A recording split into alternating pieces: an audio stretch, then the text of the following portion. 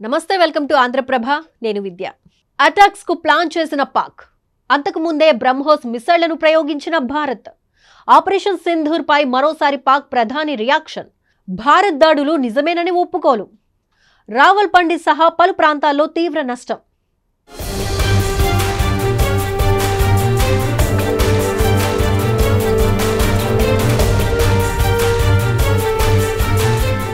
Operation Sindoor తో భారత్ సత్తాను చవి చూసిన పాకిస్తాన్లో వణుకు ఇంకా తగ్గలేదు. భారత్ పేరు తలుచుకుంటే చాలు ముచ్చెమటలు పడుతున్నాయి దాయాదికే. భారత్ ఆపరేషన్ సింధూర్ తో కొట్టిన చావు దెబ్బను మరచిపోలేకపోతున్న పాక్ ప్రధాని ఆ సమయంలో ముందు తామే అటాక్స్ చేయాలనుకున్నామని చెప్పాడు.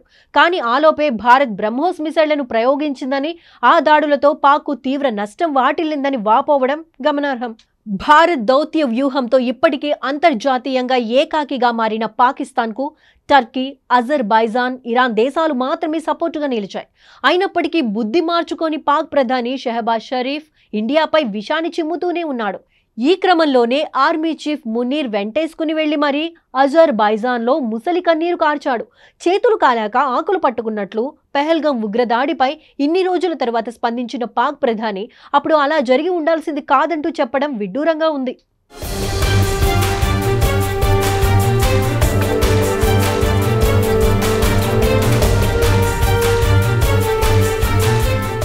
అంతేకాదు భారత్ పై తామే ముందు దాడి చేద్దామనుకున్నామని, కానీ తమకన్నా ముందే భారత్ బ్రహ్మోస్ మిసైల్స్ తో దాడి చేసిందని అన్నారు పాక్ ప్రధాని షెహబాజ్ షరీఫ్. నమాజ్ తర్వాత అటాక్స్ చేద్దామనుకుంటే ఆలోపే భారత్ దాడి చేసిందని అన్నారు. రావల్పిండి సహా అనేక కీలక ప్రాంతాల్లో భారత్ చేసిన దాడుల్లో తీవ్ర నష్టం జరిగిందని చెప్పారు. కానీ భారత్కు మాత్రం బాగా రాబడి పెరిగిందని అన్నారు. అంతేకాదు ఎన్నో ఆయుధాలను కూడా సమకూర్చుకుందని తెలిపారు. ఆ సమయంలో భారత్ చేసిన దాడుల గురించి ఆర్మీ చీఫ్ ఆసిమ్ మునీర్ తనకు చెప్పాడని అన్నారు పాక్ ప్రధాని.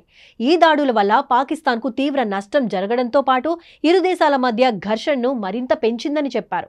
భారత్ దాడులు చేస్తుంటే తమ దేశాన్ని కాపాడుకోవడం తప్ప తమ దగ్గర వేరే మార్గం లేదని అన్నాడు.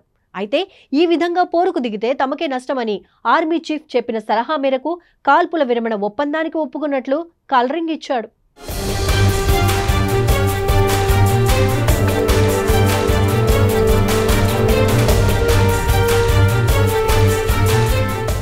మొత్తంగా అజర్బైజాన్లో పాక్ ప్రధాని ఆర్మీ చీఫ్ వాలకం చూస్తే ఆడలేక మధ్యలో ఓడిందన్నట్లుగా ఉందనిపిస్తోంది.